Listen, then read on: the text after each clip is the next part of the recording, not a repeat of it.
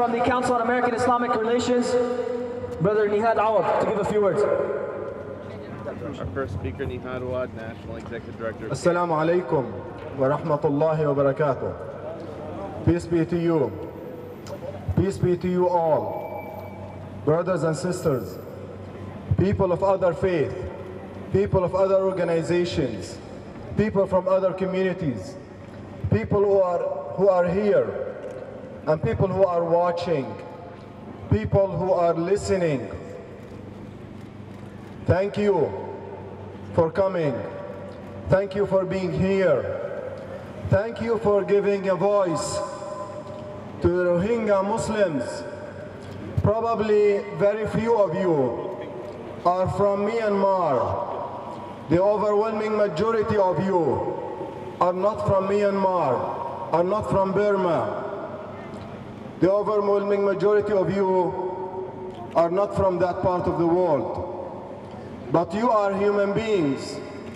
You are Muslims. You are believers. You believe in what the Prophet, peace be upon him, said, that if one single part of our body aches, the entire body reacts with sleeplessness and fever. And that's why today we are full with emotions. We are full with tears. We are so much worried and concerned about what's taking place in Myanmar against the most persecuted minority in the world, the Rohingya Muslims. They are the single largest minority that is considered stateless because of its ethnicity, because of its faith, because of who they are.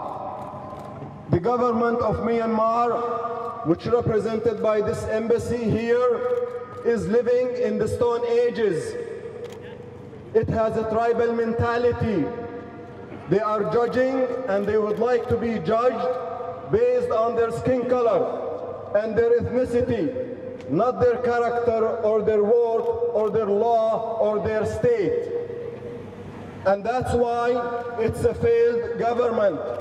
It is a government that's not worthy of respect, including its leader, who I don't know how was granted Nobel Peace Prize. Probably when she was given that award, she was believing in democracy. She was working and believing in human rights for all. Once she ascended to power, under her watch, people are being massacred, people being dismembered, people being shot at and slaughtered like sheep. Under her watch, she's denying that's taking place in her state. She is heartless, and the outrage that we see around the world is below standard, is not sufficient. And that's why, unfortunately, we are seeing another genocide in the making, and under our watch.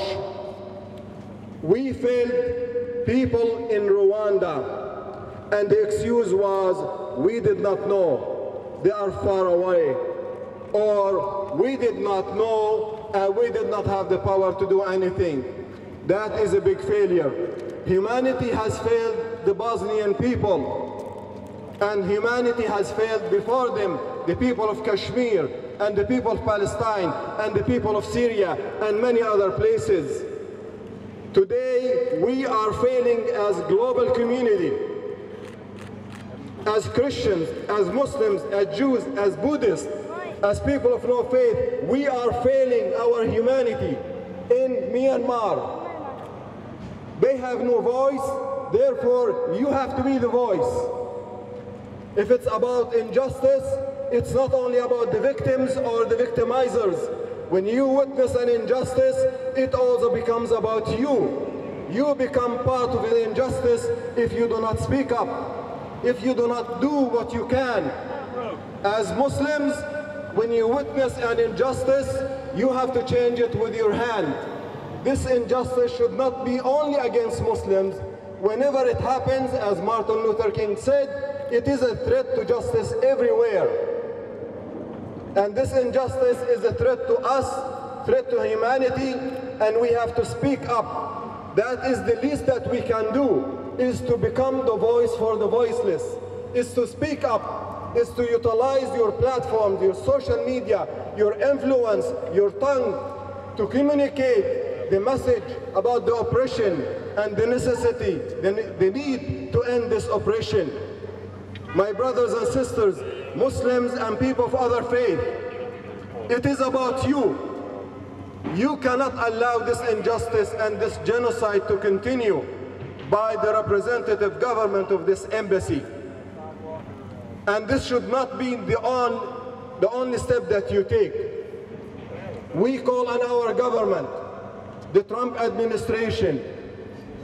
I know they're not taking care of human rights and civil rights in this country, but this is a call to him, to President Trump, and to our elected representatives, the House and the Senate, our media, our interfaith partners, our civic and human rights organizations.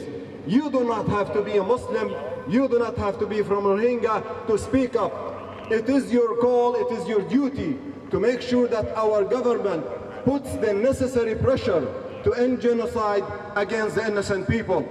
But also we call on the government of Bangladesh. We know that the government said that Bangladesh is overcrowded. Bangladesh should not be overcrowded for people who are fleeing for their lives. And the Muslim world and the whole world should be prepared to help Bangladesh. But we cannot and should not turn people away, those who are running for their lives. And we condemn this government of Myanmar, who are putting mines in the way to prevent them from going back. This is inhuman. This is uncivilized. And we would like the ambassador to communicate this message. If he believes that he represents this government, he should hear this voice and speak truth to power to someone who believes in freedom and human rights.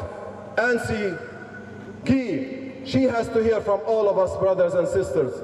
Speak up, organize. It is your duty, it is my duty, and this is not the end. If we need, we have to come back next week and the following week until we see justice done for the Rohingya Muslims. Thank you. Assalamu alaikum.